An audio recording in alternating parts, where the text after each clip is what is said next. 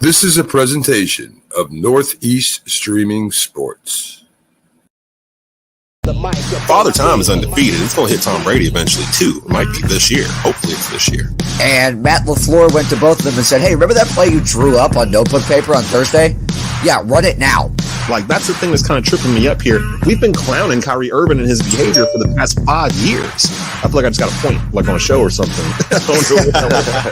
3, 2, 1, Kerrsville, you've got state champions coming back home. The East Forsyth Eagles have just won Class 4A state championship. On the line with NASCAR superstar Bubba Wallace. Bubba, what type of music are you listening to right now? Do you listen to anything particular to get you hyped before a race? I'm in like the heavy metal stuff, like the screamo stuff, the stuff you can't understand. That's right up my alley. Tie game at 41. Murph takes the snap. Fade. Right corner of the end zone for Timmons. He bobbled it and then honed it in the right corner of the end zone. Terrell Timmons Jr. TobaccoRoadSportsRadio.com, your home. 13 Daggers Tattoo Studio is looking for a new tattoo artist. Must be established with a strong portfolio and good work ethic. Stop by today at 13 Daggers across from Patriot Park on Fort Campbell Boulevard. Clarksville's ultimate tattoo studio. Tattoos, touch-ups, and consultations. See the artist's work online at 13daggerstattoo.com and get the custom experience you want with killer ink. Book today and get pricked by a pro. 13 Daggers Tattoo Studio. Looking hard on the boulevard.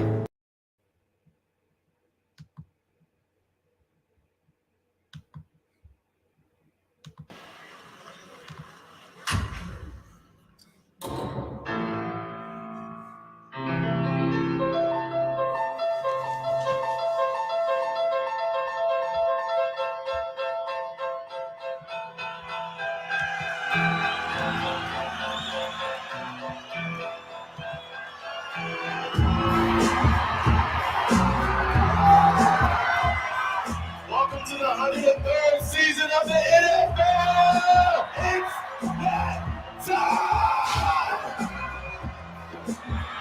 Let's kick things off. Let's go. There's no fans like football fans. There's no game like this game. And there ain't no time like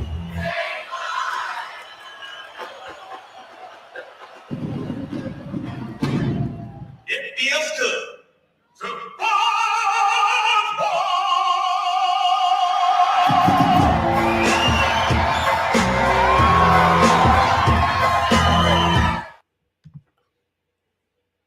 Ladies and gentlemen, welcome to another episode of Frankly Speaking Sports. I'm your host, Larry Frank, and what a special show we have for you tonight. NFL Week 1 preview. We have our predictions for NFL Week 1. We also will go game by game. Also, about 25 minutes from now, we will also be talking to the executive producer and co-host of the Kansas City Chiefs radio network, Dan Israel. That's right, Dan Israel will be joining us. We'll talk about the Kansas City Chiefs a little bit. You know, so many people are either rooting or expecting for the demise of the Kansas City Chiefs to happen any year now. We'll talk to Dan and get the latest on what his expectations and predictions are for the Chiefs a little bit later on in the show. Want to thank everybody who's joining us. We are live streaming on Facebook, on LinkedIn, on YouTube, on Twitter, and on Northeast Streaming Sports channel on Roku TV. That's right, we're on Roku TV, and you can re-listen to the audio of this show tomorrow on the number one radio station in the Triad from Raleigh, North Carolina, TobaccoRoadSportsRadio.com. Good evening, folks. We are on the eve of the NFL season. The NFL season beginning tomorrow night. And boy, does it start off with an unbelievable game. Tomorrow night, we kick it off. We're going to talk about the Thursday night game here momentarily. Then we are going to talk about the NFC South games that are going on this weekend, followed by the AFC South games that are on, and then we will give you our predictions on the other games that were not included in those divisions. So a great, great show. Interact, folks. Like last night, wow, boy, what an incredible show we had on our College Football Tuesday show. And that was because people were interacting. You know, if you want to interact, you want to talk about your team, you want to question, comment, or thought, we will display it. That's right. We'll display it on the air. We will also respond to your question and open it up for fans to respond as well. So please, please, please get involved. Have your comment or thought be seen live on the air right here on Roku TV and Northeast Streaming Sports. Ladies and gentlemen, I want to thank you so very much. The season begins. That's right. Season begins tomorrow night. It's kicked off by the Bills versus the Rams, and two teams expecting lots and lots. Rams want to get back. They want to defend the championship. Bills want a championship. They have never won a Super Bowl, the Buffalo Bills, in their entire career. Jim Kelly, there 4 times, but has never won a Super Bowl. Now, the Rams, although they won the Super Bowl, they lost a lot of people, lots of people. They lost Andrew Whitworth, Robert Woods, Odell Beckham Jr. And some people go, oh, Odell Beckham Jr. Oh, Odell Beckham Jr. played a major role in that championship last year. But I'll tell you what, that defense for the Rams is still intact with the 6-time All-Pro Bobby Wagner. Of course, they got, Aaron Donald and Jalen Ramsey on that defense as well. But they lost Von Miller. And who did they lose him to?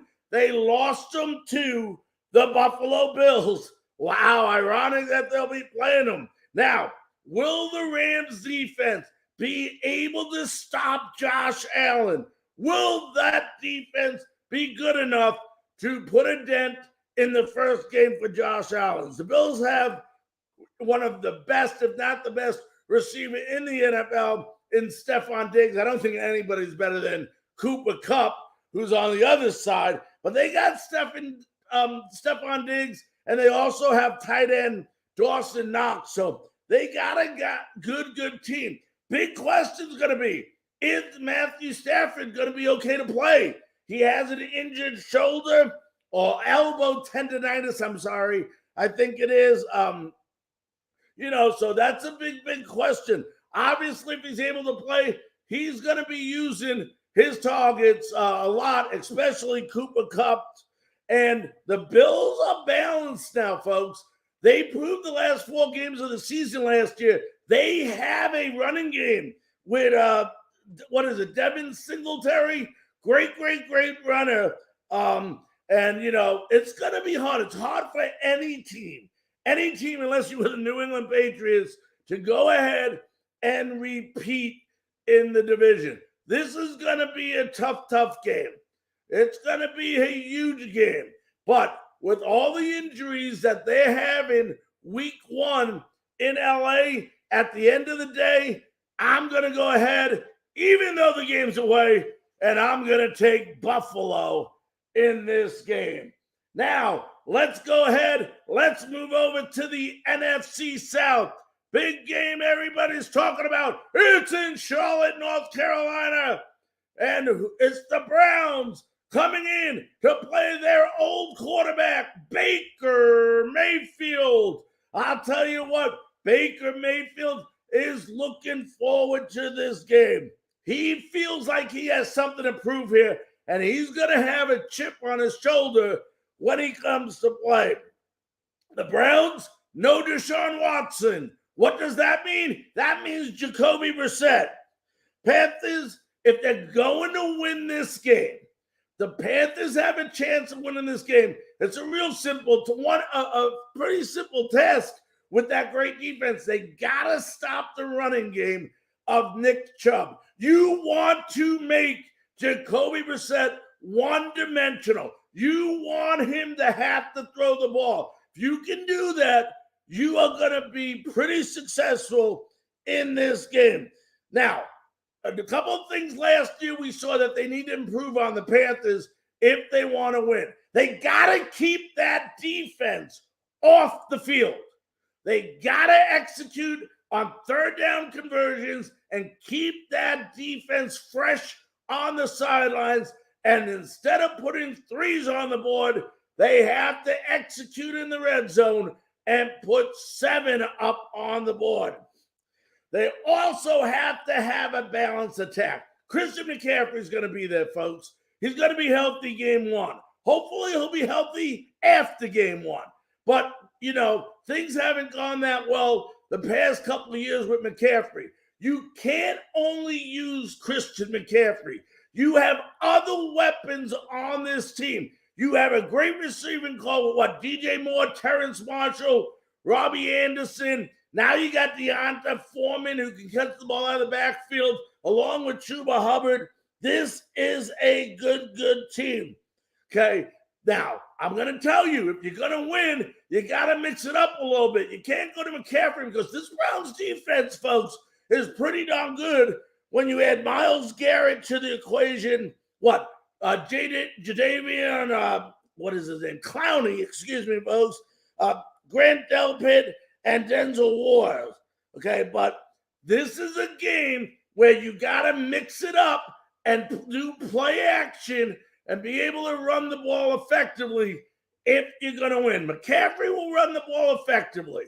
This new offensive line is going to get tested.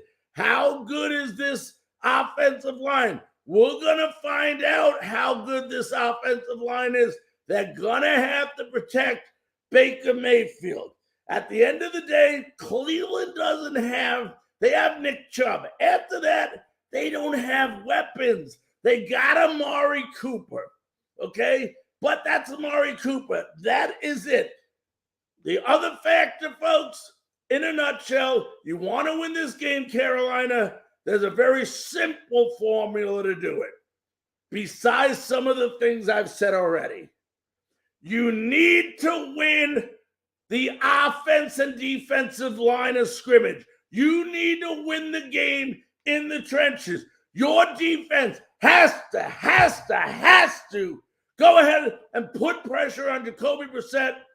And if you stop the running game, make him one-dimensional and put pressure on him, he will fail.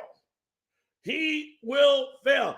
Also, on the other side of the football, the offensive line, if you protect Baker Mayfield will do fine.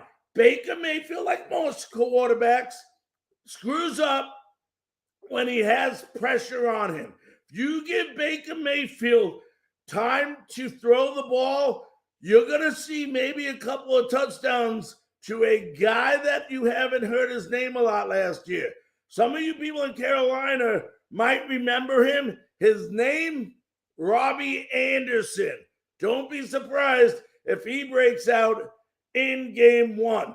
This is going to be a good game, a good test for the Panthers, but at the end of the day, Matt Rule's team will prevail, and they will beat the Cleveland Browns. Before we get to the Saints and the Falcons, staying in the NFC South, let's real quickly go right here. We got a Facebook users. We got a lot of Panther fans on.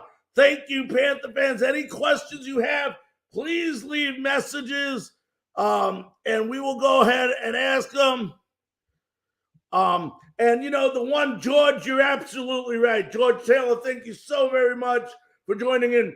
They did not make the adjustments. The one thing that was done, Paul, great point, George. Thank you so very much for saying that wasn't made on this Panthers team last year was they would go into halftime sometimes looking really good in the first half, sometimes looking okay, but they didn't make the necessary adjustments. The coaching staff did not make the proper adjustments to go on in the second half and win these games. But, George, I'm going to tell you something, buddy. Last year they had what you and I would call inexperienced coaching staff. A lot of coaches didn't have a lot of NFL experience. This year it's different, baby. new offensive line coach from Green Bay. We got Ben McAdoo, who's had Eli Manning had his most successful years under him, who's been a previous head coach.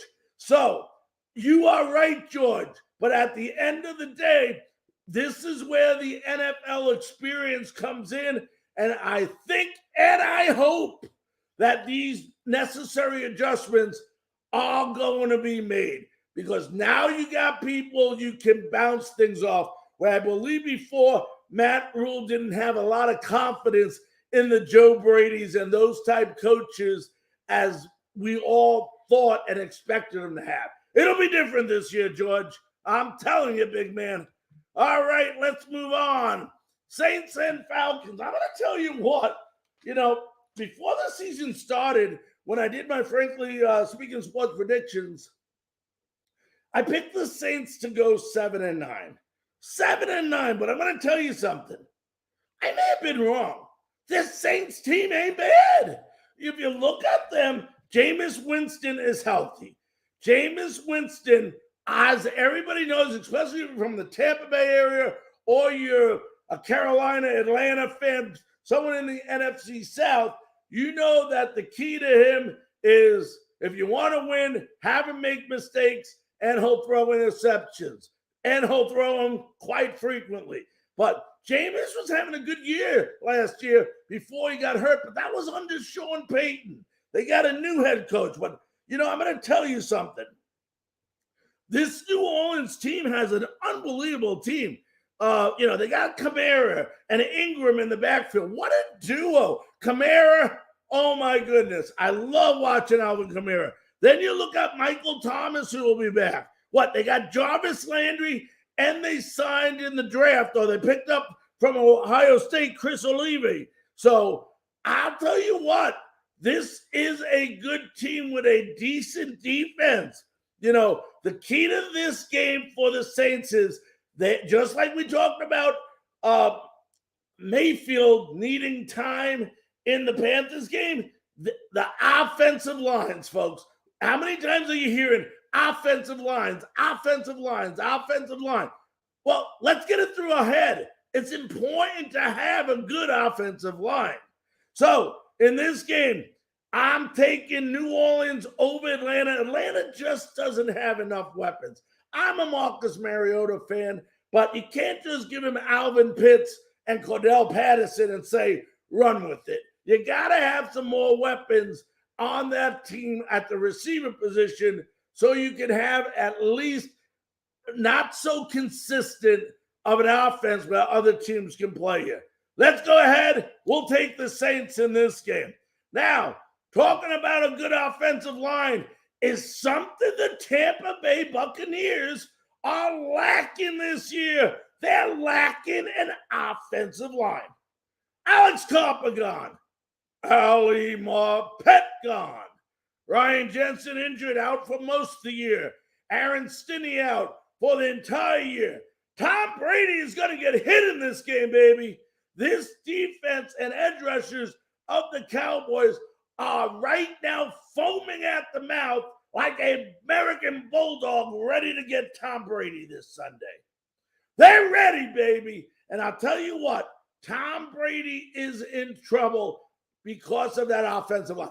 It doesn't matter if you have a Chris Godwin, a Mike Evans, a Russell Gage who they picked up. At the end of the day, if you don't have time to throw to them, it does no good to have those weapons. Tom Brady is not a scrambler. Tom Brady won't run. Tom Brady's going to get hit, and he's going to feel it this year. I'd be surprised if Tom Brady doesn't retire after this year or before. I don't know what to say to you, folks. But the Tampa Bay defense, one thing they do, as good as they are, I know they got even a little bit better. They got Logan Ryan, I believe it was. But at the end of the day, they give up a lot of passing yards. And if you remember the game last year, Dak Prescott just picked them apart in that game. He picked them apart. He went to the left. He went to the right. Went to the middle. Went deep. Went short. Passed out of the backfield. That's what he's going to do again this Sunday. And this is a good running team on Dallas. What, with Pollard, who may even be, I know some people in Dallas may disagree with me, but might be even a better runner than Zeke Elliott, who had over 1,000 yards last year. They're different a little bit, you know. Zeke's a beast, and I don't want no disrespect towards him, but that is an unbelievable duo. Plus, they got CeeDee Lamb. They got Gallup. I'm not sure if Gallup's playing in this game. I believe he might not, but they do got Dalton Schultz. And when it comes now to the tight end position, there's no Rob Gronkowski anymore for the Tampa Bay Buccaneers. On defense, expect Micah Parsons to be all over the place. What a great defensive player this is. Had 13 sacks this year. He's going to be in the face of Tom Brady the whole game. I don't know. I think the Bucs are favored in this game, but who cares? Cowboys win at home over the Buccaneers in an upset this week. Ladies and gentlemen, this time let's go ahead and take our first break. When we come back, we will move over to the AFC South. We'll be back right after these messages. Here at Tobacco Road Sports Radio, we ask the tough questions. Hey, you got any left-handed footballs? We're never afraid to tell you how we feel. Come on, we look like the damn bad news bears. We'll debate sports. We'll debate anything. Man, you lying. You ain't never met Martin Luther King. Not the way out of me. Yes, he did. No, he didn't. Yes, he did. No, he did not. No matter what, Tobacco Road Sports Radio has you covered. I'm going to come right back at him. Soldier. You're listening to Tobacco Road Sports Radio. Ladies and gentlemen, this is Larry Frank from Frankly Speaking Sports, coming to you live from Hopkinsville, Kentucky. Are you a professional tattoo artist? If you are, I have good news for you. 13 Daggers Tattoo, located at the Fort Campbell Army Post in Clarksville, Tennessee, is now looking for professional tattoo artists. If you're a professional tattoo artist and you are looking for work, make sure to contact 13 Daggers Tattoo in Clarksville, Tennessee.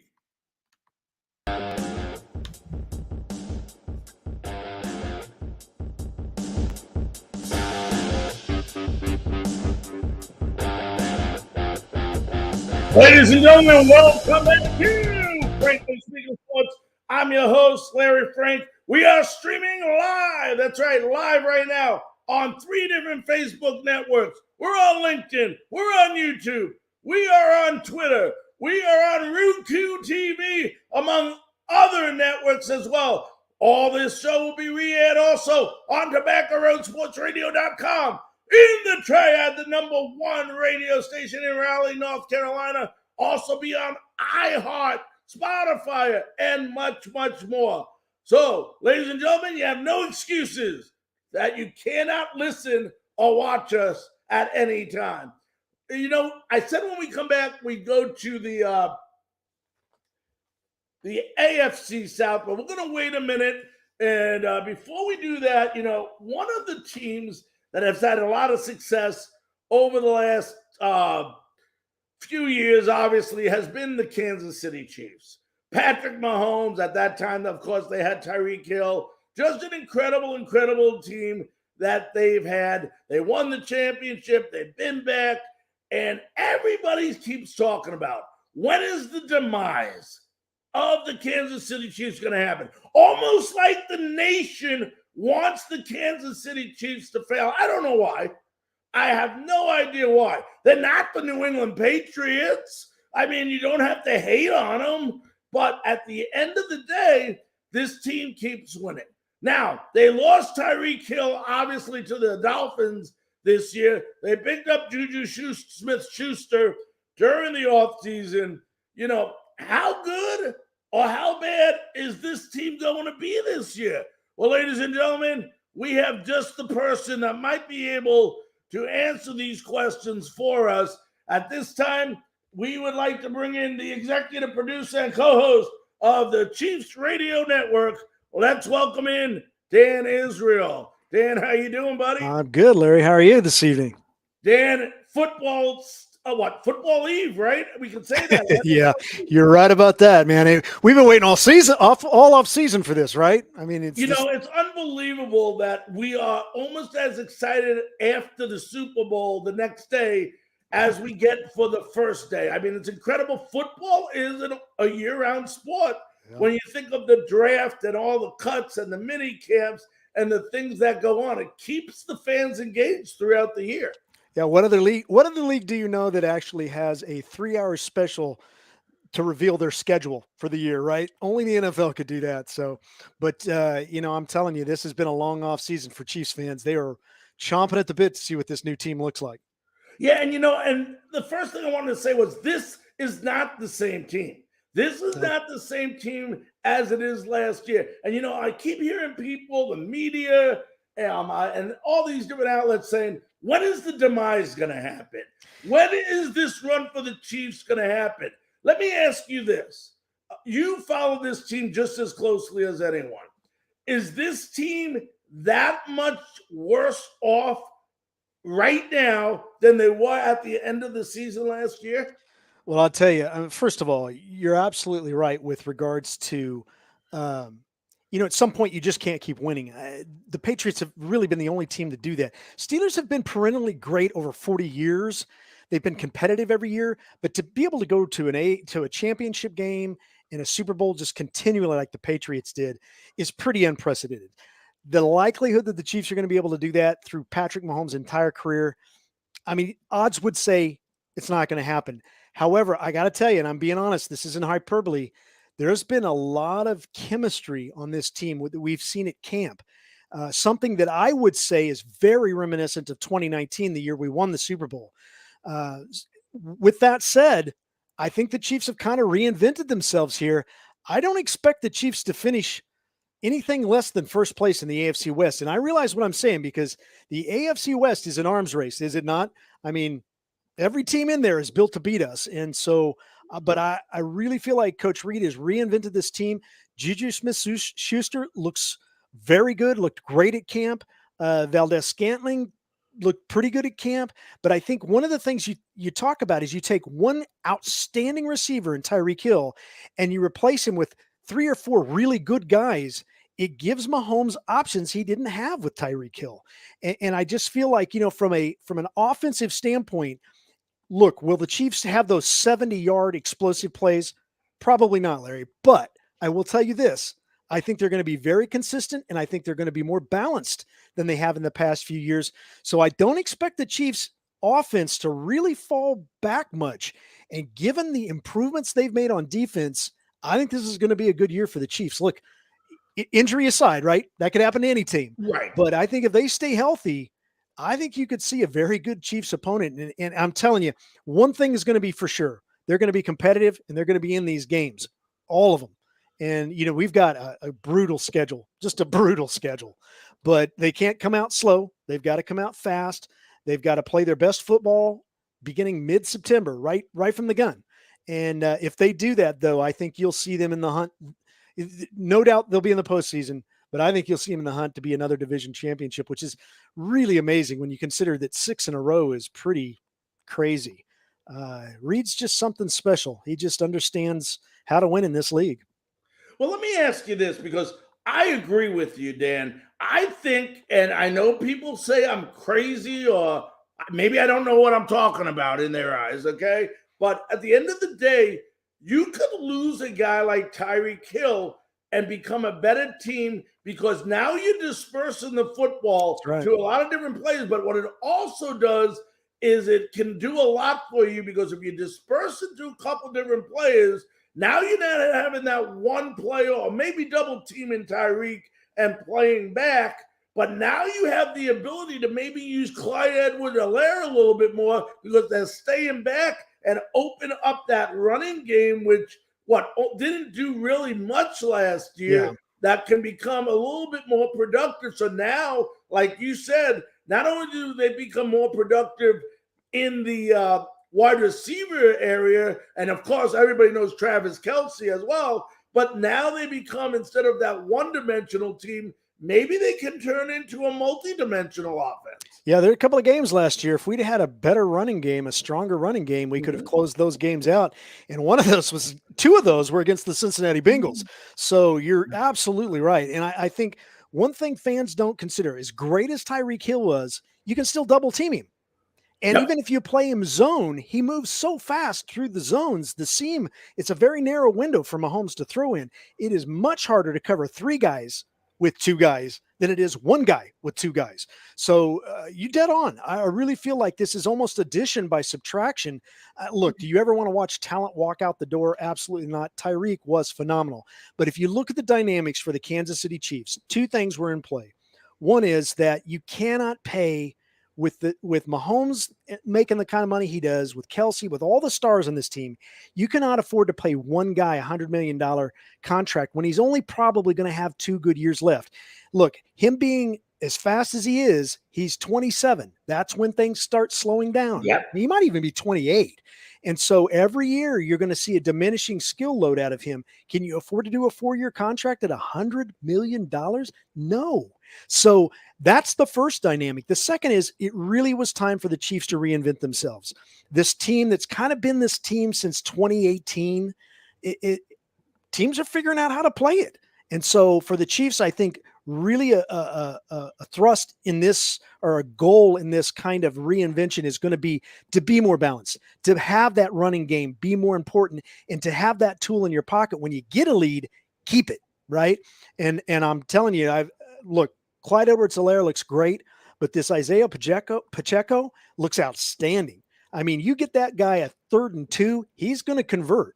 And so I'm really excited to see, if they're a more balanced team, what that does for the season. It should really, make a difference in some of these games that were close. And we haven't even talked about defense. That's just offense.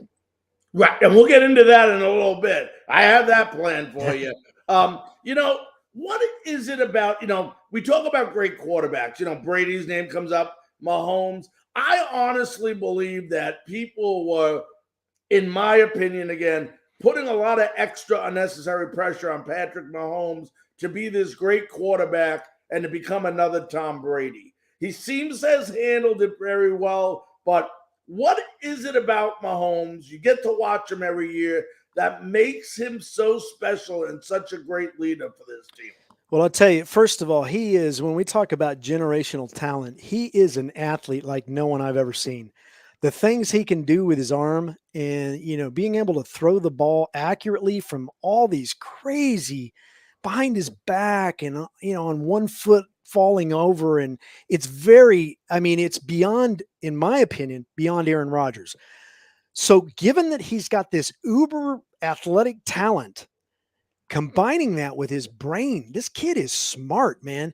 And he surrounds himself with good people. Alex Smith taught him how to prepare. He studies hard. He works at learning the opponent. And he reminds me so much. And I spent a lot of years. I was with Lynn Dawson for 35 years. He reminds me of a Lynn Dawson. He's very cool. He's very competitive. He's always prepared, and he's poised. And I don't know if that's his upbringing, being in locker rooms when he was a kid and just kind of getting used to the atmosphere, or being around even Lenny. But certainly Alex Smith taught him a lot. But this kid is a student of the game. And when you combine that with his athleticism, it's crazy. I mean, he's more athletic than Tom Brady. If he plays 20 years like Brady did, in his last 10 years, he'll be doing things. I mean, you know how Brady can just sense a defense, right? He doesn't even really study for it anymore. I think if Mahomes plays long enough, he's going to be the same type of quarterback.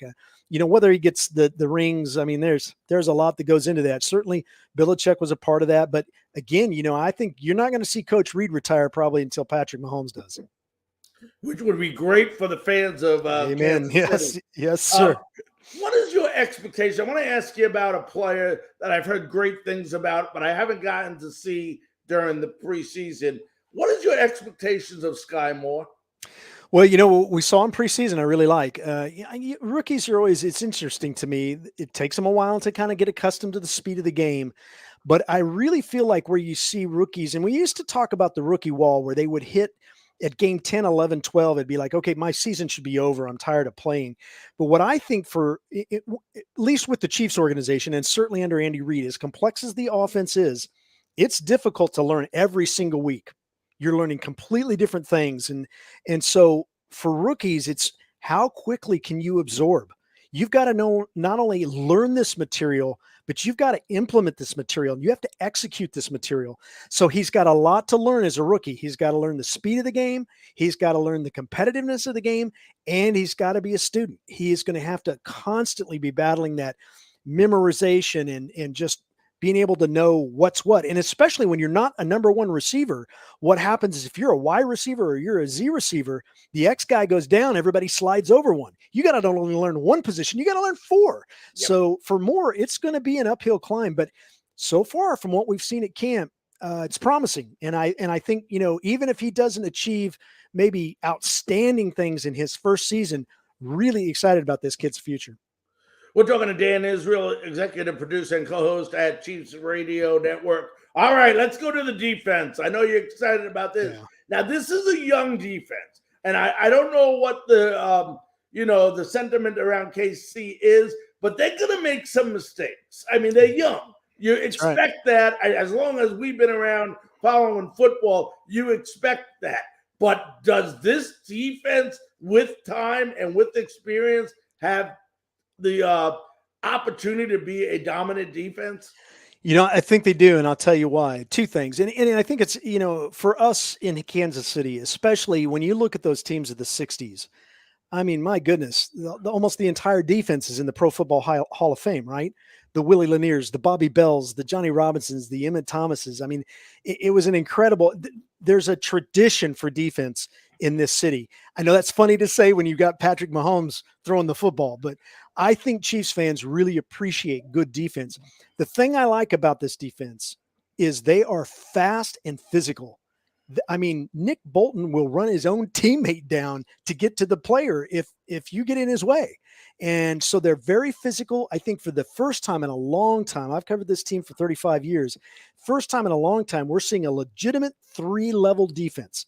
It's not a great offensive line with a great secondary and no linebacking like it's been for a number of years. These linebackers are legit. They're fast. They go side to side incredibly well. So I think just the speed of the defense is what's been impressive.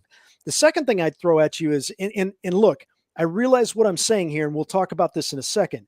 Juan Thornhill is the oldest member of the defense, and he's 26 years old. So when you said youth, you hit it right on the head. There's a lot of learning to do. But I love the fact, one of the things I questioned was Tyrann Mathieu had kind of become a locker room issue. He didn't get the contract extension that he wanted, and he was a fantastic leader in the Super Bowl. Those years were just incredible. Excuse me. And he was really the guy that you looked up to. But when he didn't get that contract extension, that began to kind of fall apart. And so you had a locker room leader who really wasn't playing the role the way he should be. So again, with the addition by subtraction, his departure left a void that Juan Thornhill and Reid have stepped into. And I love that because these guys are showing some leadership. And as the veteran, I mean, he's only 26, but he's still the oldest guy. He's the guy that's got to be a leader. And I really feel like what we saw at camp and in the preseason was him stepping up and doing just that. So I love that aspect of it. The second thing is the youth of this, and you're right, Kansas City fans are going to have to be as patient as possible. I mentioned the grueling schedule. They don't have a lot of time here to figure this out. I would say conventionally, you would say half the season, you could figure it out. As long as you're playing great defense by the end of the season, you should be in Super Bowl shape. Yep. I don't know with this schedule if that's going to be possible. These kids have got to learn, and they got to learn quick. So that's the real unknown. That's the real question. I think that's the thing for fans, especially in the month of September. We play the Arizona Cardinals on Sunday. We come right off of that, and on Thursday night with a quick turn, we have to play the Chargers in a divisional game. So, I mean, out of the gates, you're talking about got to be ready. And it doesn't get any easier from there. I mean, it's just one of those schedules. But if they can do this, if they figure out a way to learn quickly, or if they can keep the games even close, Mahomes has got enough firepower there. I feel like the Chiefs are going to walk out of some of these games with victories. And I just feel like with the youth and the speed of this team, and they're so physical, that when they get some experience under their belt, they're going to be dangerous. I mean, dangerous. I'm so excited to see it. Dan, who's the one guy that might be being overlooked by everyone that could really play a major role on this team this year? Well, defensively, I think you're going to see. I think it's interesting to me. They brought in a couple of guys, and George Karlaftis is just completely rejuvenated this defensive line for us. He's playing defensive end. He's a rookie, and he's just unstoppable. He reminds me a lot of Chiefs fans would remember Tamba Hali. He just won't stop. His motor just keeps going and keeps going. And he's got this kind of mentality, this, Jared Allen kind of, I'll fight you anytime, anywhere mentality. And I love having that on the offense or on the defensive line. So he's anchoring one end. Meantime, he's rejuvenated Frank Clark. Frank Clark had a discussion in the offseason with Coach Reed, and Coach Reed was really honest with him, just said, look, Frank, you didn't achieve the kind of play that you're capable of doing. And Clark said, you're right, Coach. How do I do that? And so you've got this maturity in Frank Clark where he's kind of rejuvenated and he's committed again to being the kind of player that he was in the 2019 Super Bowl. Those are the two ends anchoring your line. And then you've got Chris Jones in the middle of this line, who's always been a beast, but seemed a little worn out last year. He's all fired up again.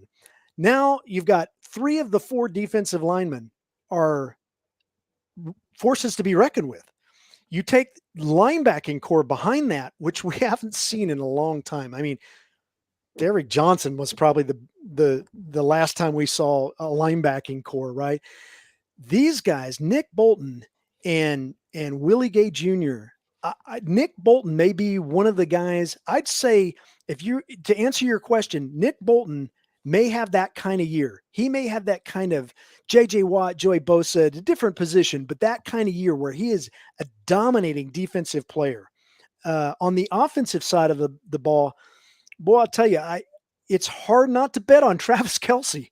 I mean, I keep thinking he's getting older. He's gonna. I don't get it. Larry, I watch every week. I watch him catch the ball, back up 2 steps, and go the other direction. I know this is on film. He does it every week, and yet nobody can stop him. So it's really hard to bet against Travis Kelce. I think this Justin Watson that we picked up from Tampa Bay could really turn out to be somebody strong. I'd like to say McCole Hardman's going to step up there, but he didn't do it last year. So I'm not saying he won't, but it'd be nice if he would. But I think you could see a breakout at Juju Smith-Schuster. Mahomes is certainly going to be a guy. And this Isaiah Pacheco, as I mentioned before, is a running back. He's a big guy. I mean, as a halfback, he's almost a fullback. And so when you got a guy like that you can really kind of slide in and out for Clyde Edwards-Helaire, spell Clyde Edwards-Helaire. You know how running backs are. You only get so many miles on their tires, right? You can't just keep them in all game. They get beat to a pulp. So I really think there's a balanced group there. But if you were going to say, who's going to stand out from a team standpoint this year, I'll probably put my money on a defensive player, and I'd say probably Nick Bolton. He was the guy that was just climbing the ladder last year every game, and I'm not sure he's reached the top.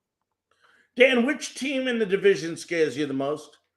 Oh man, it's tough, isn't it? I mean, it was nice. My career started in the 90s, and I think I went to Denver, Colorado for 8 seasons before we finally won a game up there. It was just ridiculous. They've been so bad for the past 6 or 7 years. I almost feel sorry for Denver. Now they get Russell Wilson, and you think, maybe they're a little scary. They're going to be an improved team for sure. I'm not sure they're going to climb out of the bottom, but they're definitely going to be an improved team. Look, the Raiders are built to beat us. It would not surprise me if we have our hands full with the Raiders. I personally don't. I'm just not a Derek Carr believer. I think he's a guy that can get you a playoff win. I'm not sure he can get you to the Super Bowl. The team that scares me the most is the Los Angeles Chargers. And I feel like they've been underperforming for a number of years, and they are so loaded with talent. And this kid at quarterback is phenomenal. Their coach is a little inexperienced, but as he gains experience, he could end up being one of the Sean McVays of the league, right? So I really feel like the Chargers are probably the team that will struggle with the most. I think they're the most explosive. I think they have the most talent on the team. What do the Chiefs need to do in order to be successful this weekend against the Cardinals?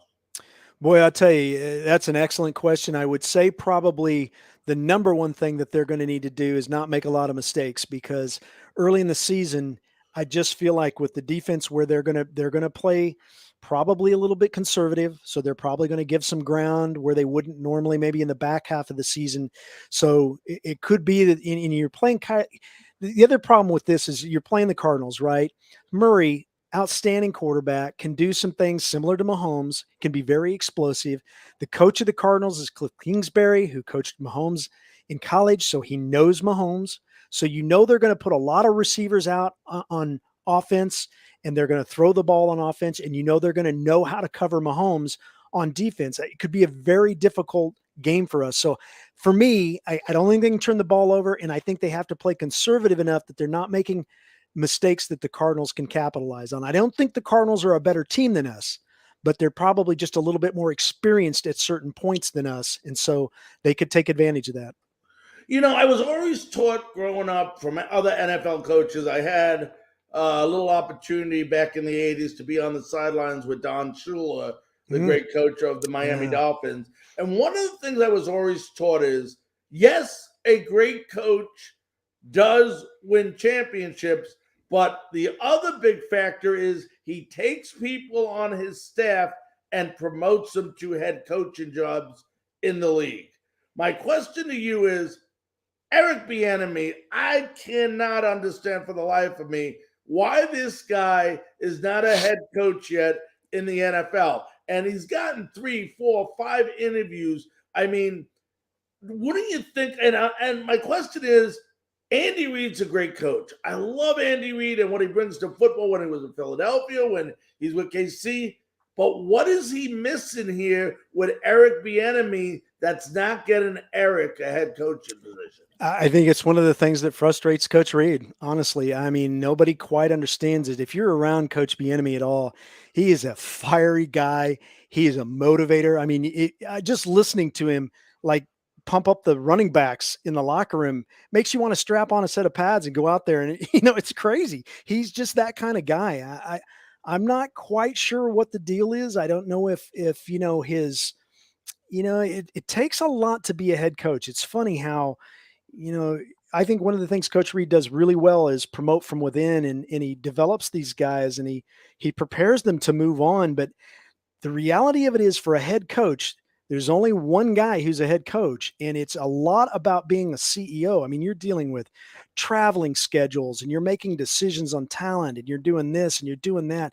It's so many facets of the job. It's really hard to train anybody to do that. I think the same thing with Coach Tobe. I think Coach Tobe is an outstanding coach, but he's not gotten a chance either. And the guys who have done okay. Doug Peterson went on to win a Super Bowl with the Philadelphia Eagles, and then began to struggle. So a lot of times it's the situation as well. I think in the case of Matt Nagy, who went to the Chicago Bears and then has come back, I think a lot of that is the situation. They had Mitchell Trubisky before he got there, and I think he couldn't quite get they just couldn't quite get on the same page. But I do feel like, Coach is really gracious about that. He doesn't like to see people leave his organization, but he also understands that's part of it, and he wants everybody to have an opportunity. I think he's really frustrated by the fact that Coach Bieniemy is just, it's been 4 or 5 years now where people have taken a look at him and nobody's really taken a bite of the apple. And it's kind of hard to understand. If you know him at all, he's a really good man. There's no baggage that I see behind the scenes. There was a rumor that came out, I think maybe a year ago, about Mahomes and Bieniemy not getting along. I've never seen that. And I'm very close to the team. I'm in the locker room. I don't see that. Now, did it happen on the field once in a while? Yeah. I mean, always everybody, right? We've seen Tom Brady blow up on the field multiple times. So, but I don't think systemically there's something like, cancerous or wrong with Coach Bieniemy. It's a unique situation, and I don't see in the NFL. I would not say that systemically I see racism, but is that an issue with this? I don't know. I don't understand that. He's a smart dude. I mean, if you talk to him at all, you wouldn't either. I don't see how race could factor into it, but it doesn't look good. It doesn't look good for the league, and the league struggles with that anyway. So, it's such an interesting deal. I hope he gets the opportunity, and I hope he just kills it with it because, for a while, I think CU was wanting him to come be a head coach, and I think he was about ready to jump the ship. I just think he thought that the idea of going back where he, played college ball and would be a great opportunity. I don't care if it's college or the NFL. I just want to see him get an opportunity. I want to see him crush it. I just feel like he's such a good dude, and it really is. It's one of those things we all kind of shake our head and go, what's up with that? I mean, yeah. All right. One last question, Dan, before I let you run here. Yeah. I mean, the Kansas City Chiefs lost a family member just recently. Know he was a good friend of yours. Talk about the great Len Dawson and the legacy he leaves on the Kansas City Chiefs. Yeah, it's so what an amazing man this guy was. I really feel like a lot of the things they did as a player. Len spent 5 years in the NFL before he came to the AFL as a Chief. He was drafted by the Steelers and then went to the Browns and never really got much playing time because he was a backup quarterback. And so he gets to the Chiefs, and Stram, who was his college coach, they start doing things that no team had ever done. They start moving the pocket that was never done before Lenny. Lenny in his career threw for 28,000 yards. Now, today we would say, well, that's not that many. It's still a lot, even today. But for the 60s, that was incredible. I mean, you're talking about the Green Bay Packers. Bart Starr might throw the ball 5 times in a game, or 10 times in a game. And Lenny was throwing 28,000 yards in his career. So he did things as a player that changed the league. Then he goes on in his second career, not to mention, by the way, everybody's kind of familiar with him as a second career as a broadcaster. I don't know if a lot of people know, Lenny actually was broadcasting while he was playing. He would actually take his shoulder pads off after practice, grab a camera or cameraman, and do a stand-up interview with one of his teammates right then and there for the 6 and 10 o'clock news. I mean, it just was unprecedented. No one else was doing anything like that. Then you go on to the HBO Inside the NFL. If you ask me, NFL films, HBO and Inside the NFL changed the way we watch this sport. It made an entire nation of football fans. You would watch your team. Inside the NFL, you started watching all of the teams. They would do these storylines and slow motion camera work, and it was mesmerizing. It was a movie. And so it made a nation of football fans, and it made a nation of Len Dawson fans. And so what he did for this league was amazing. What he's done for this community, Kansas City, making it his home. He's always gracious. He's always a part of it. He was such a role model. He hated that photo of him smoking and drinking a Fresca. He hated that thing.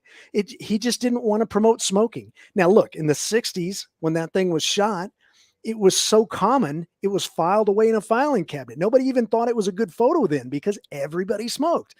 But fast forward 40 years, Lenny hated that photo because he felt like, I don't want to promote smoking. That's the kind of role model that he was. And so, and then for me, working beside him for 30 plus years, he was an amazing teammate, Larry. I mean, I can't tell you, he was just one of those guys you could always count on him. He would carry a bag if you needed a bag carried. He was not a prima donna in any way. And for a guy that knew as much about football as he knew, and it was as good at broadcasting it as he was, he could have been, and he just wasn't. He was always quick to credit his team. If I would talk about the 69 team, he would talk about the defense or Otis Taylor. If I would talk about his broadcasting skills, when they put him in the Hall of Fame for broadcasting, he was like, it's you guys. You guys make the difference. It's not me. He was an amazing man. And it's a true loss for Kansas City. Look, we knew it was coming. He's 87 years old, lived an incredibly blessed life, but I'm telling you, I'll miss him every day. But I think even Kansas City fans are going to feel that hurt as well. It's quite a loss. Yeah, it definitely is. Well, listen, Dan, I want to take the time to thank you so very, very much for taking time out of your busy schedule to join us on Frankly Speaking Sports tonight. My pleasure, man. Always good to talk Chiefs, right? You got it, my friend. Stay safe and good luck this weekend. Thank you, man. Appreciate it. Go Chiefs. Go Chiefs. All right, that was the great Dan Israel, executive producer and co-host at the Chiefs Radio Network. Folks, we're not going to take a break. That's right. We're not going to take a break. We may go a little over here, about 10 minutes. For those of you watching on Northeast Streaming Sports, not sure if they will keep us going. If they don't, you can just go right over to Facebook or LinkedIn or YouTube or Twitter to watch the remaining part of this show. Let's go ahead. Let's go to the AFC South. Let me move up here, folks. All right. As I take a quick bottle of water here. And you know what? Everybody seems to be thinking that we were talking about people talking about the demise of the Chiefs. Everybody thinks it's over in the AFC South. Everybody has the Colts winning it, except us here at Frankly Speaking Sports. This is the Titans division to lose. How much disrespect can they keep giving the Tennessee Titans? All they did last year was have the best record in the AFC and was the number one seed. They didn't win the Super Bowl. I know Ryan Tannehill had a terrible, terrible game versus the Cincinnati Bengals, but he is here and he is out to prove something. Ryan Tannehill is on a mission. This team, first of all, the Giants are not a very good team. Okay, they got Saquon Barkley. For how long, who knows? Gets hurt frequently. They got no weapons. Daniel Jones, they don't know who their quarterback is. This is a game, and the problem with the Titans in years past is they play down or up to their competition. This is a team the Titans should destroy. Destroy in all facets of the game. Yet they still play these games close, and that's what's got to change here. They should win big on both sides of the football. Treylon Burks, I think two guys to watch out for the Titans this week is Treylon Burks, rookie, and Kyle Phillips. I am a huge Kyle Phillips fan, and I think he's going to have a great game. And now you add Robert Woods, Nick Westbrook-Kind, and Austin Hooper to this team. It is still a force to be reckoned with. Don't give me this bull crap that A.J. Brown is no longer there because he's with the Eagles. They are not going to, I don't care what any media person says, they will not miss A.J. Brown. This will be an opportunity for Tannehill to spread the ball out more, and you got Derek the Beast Henry in the backfield. Come on, folks. How much more play action is he going to be able to do? Not relying on one guy. He has several different guys he can go to. But the guy that I like, if you are a Tennessee Titan fan, that you need to watch out for is watch out for Roger McCreary. This guy is going to be a beast on defense. He is definitely going to play a major role in this defense. Tennessee Titan fans, stop listening to the media. The media, if the media was always right, they would be going to Vegas and betting. They don't because they're mostly wrong. So stop worrying about what the media says. This team has weapons on both sides of the football. This is a good team, and I have this team being very successful. Let me see what I have their record being. I have the Tennessee Titans going 12-5 this year in the AFC South, and they should whoop up. That offensive line will be fine. Stop worrying, everyone. Stop worrying. Tell my buddy Jared Stillman from 102.5 The Game down there in Nashville. Tell him to stop worrying. It's going to be okay. This team will be fine, and they once again will win that division. As we move on, the Jaguars at the Commanders. Jaguars are a young team, man. They got Trevor Lawrence. They got a new coach in Doug Peterson. But the Commanders have Carson Wentz, who hasn't been really that effective the past couple of years. But they got weapons. Terry McLaurin, Antonio Gibson. They got some great guys. Yes, the running back on Jacksonville, Etienne. Great young runner. And they got Marvin Jones Jr. and Christian Kirk as receivers. But, I think Washington defense is going to be way too much. Even without Chase Young, it's going to be way too much for the Jaguars. Jaguars, it's their first game. It's away. It's in Washington. At the end of the day, I have the Commanders going ahead and winning this game.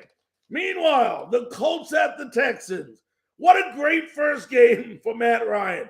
Play the lowly Texans. I mean, the Texans are just a terrible team. Okay? They did add defensive end Yannick Ngakoue and cornerback Stephen Gilmore to the defense. I'm sorry, I'm talking about the Colts here. The Colts did. They got running back Jonathan Taylor, who has 1,800 yards, 18 touchdowns. Michael Pittman Jr. is a beast. Okay? This is a team that is going to be decent, but they're not going to be great this year because of their defense. But Houston, Davis Mills? I don't know. They're high on this guy. Running back, Damian Pierce, the rookie from Florida they got. They did pick up Tyler Johnson, who I'm a big fan of, from the Tampa Bay Buccaneers. We'll see if Mechie can stay healthy. I know he had some leukemia, had a leg injury, couple of things there. So hopefully he'll get to play. But Houston's still some time away from putting this all together. At the end of the day, this is the Colts. The Colts will defeat the Texans. Now let's go out of the AFC and just do the rest of the league. You got the 49ers at the Bears. Trey Lance first start. Chicago, I am not sold on the Bears. 49ers in this game. 49ers over the Bears. Meanwhile, it's the Steelers at Cincinnati. Mitch Trubisky starts at quarterback for Pittsburgh. But this is a team. I'm not a big Mitch Trubisky fan, but at the end of the day, they got to find a quarterback. I mean, Ben's gone. They got to get a quality quarterback in there if they want to win. They still have Mikael Fitzpatrick and J.J. Watt on that defense, along with Devin Bush and Miles Jack. But their defense will be good. Their defense should be strong. The problem is they have no offense. Meanwhile, Cincinnati's unbelievable. Everybody knows about their great receivers, Jamar Chase, and they improved that offensive line. Joey Burrows was sacked and running for his life so much. What an incredible year he had last year. Now they had Alex Kappa from the Tampa Bay Buccaneers to solidify that offensive line. I'm taking the Bengals at home in this game. Meanwhile, the Eagles at the Lions. Okay, I am not sold on Jalen Hurts. Yet, they're playing the Lions. So, at the end of the day, yes, the Eagles did get A.J. Brown. They got Devonta Smith. But Detroit, Aiden Hutchinson isn't going to be enough on defense to handle this Eagles team. At the end of the day, the Eagles prevail on the road and win this one. Nice AFC East game. You got the Patriots. You got the Dolphins. Miami, they added Tyreek Hill to go with Jalen Waddle. Talk about quarterbacks. I'm not sold on Tua. Two of the quarterbacks in a row, I am not sold on. But the Patriots, the problem with the Patriots is Mac Jones doesn't have any weapons. He has Jacoby Myers. Okay? It's not enough. I do like Hunter Henry, But and they do got a decent defense with Devin McCarty, who's going to need a very, very big game if they are to win this game. At the end of the day, I'm going with the Holton team in Miami. They're defeating the Patriots. Meanwhile, the Ravens at the Jets. Jets are going to be a good team, but it's going to take a couple games. New York fans are going to have to be patient. I mean, they've added Sauce Gardner, Jackson to the team. But this is a game where Wilson will not be starting. Joe Flacco is going to be the quarterback versus his old team. But this Jets team, has young guys on both sides of the football. They have Breece Hall, Elijah Moore on the offensive side. It's going to take a couple of games, New York fans. But look out for the Ravens with Lamar Jackson having a big game to tight end Mark Andrews, who he seems to use predominantly most of the time when he passes the ball. At the end of the day, New York fans, give this Jets team about 3 games before they really start hitting the pedal forward. I have this team going 9-8 this year, 1 game over 500, but I had them losing to the Ravens at home. Meanwhile, another division battle. The Packers are playing the Vikings. Vikings got Dalvin Cook. They also got Thielen. They got Jefferson. They got some good offense and a very decent defense. Meanwhile, everybody knows how great Aaron Rodgers is. But I don't like the supporting cast on offense for him. I just don't like it. I think the Packers, they always find a way to win. They always find a way to be successful. I think I got the Packers going 15-2 this year. 15-2 this year, but one of their losses coming this Sunday versus Minnesota in Minnesota. So what happened there? Let's see. Okay, there we go. So I take the Vikings in an upset. Meanwhile, we talked to Dan Israel about this game. I don't think there's a prayer in you-know-what that the Cardinals have a chance in this game. At the end of the day, I'm taking Patrick Mahomes. I'm taking Travis Kelce and this young, aggressive team. They've added guys on both sides of the ball. Probably the youngest defense in the NFL. This is going to be a good team. There is no demise in Kansas City. They win on the road versus the Cardinals. Meanwhile, talk about a division game. The Raiders versus the Chargers. Everybody's sold on the Raiders. Okay, I'm not a huge Derek Carr fan. They got Jacobs there in the running game. Questions about the coaching staff. I'm not big on this. I think Justin Herbert is going to do great, has a chance at winning an MVP this year. The Chargers win at home versus the Raiders. Broncos, Seahawks. Russell Wilson, welcome back. Seahawks are terrible. Russell Wilson is not enough. Denver fans, I'm sorry. He is not enough to get your team to the promised land alone. Okay, I have Denver doing better this year, being respectable, going 9-8, and I do have them winning on the road this first game of the season over the Seahawks. So I think that would be it. That was the Monday night game. All right, ladies and gentlemen, that is our wrap-up. Week 1, we want to thank our good buddy Dan Israel for coming on tonight, the executive producer and co-host of the Chiefs Radio Network. What a great show it's been. What a great week it's going to be. Second week in college football. It is the first week in the NFL. It begins in less than 24 hours with the Bills and the Rams kicking it off. Ladies and gentlemen, I want to thank you so very, very much for joining us tonight. Until Monday night at 9 p.m. Eastern Time, 8 p.m. Central, and 6 Pacific, we'll be back with you then. on Frankly Speaking Sports. Have a great weekend and enjoy your football.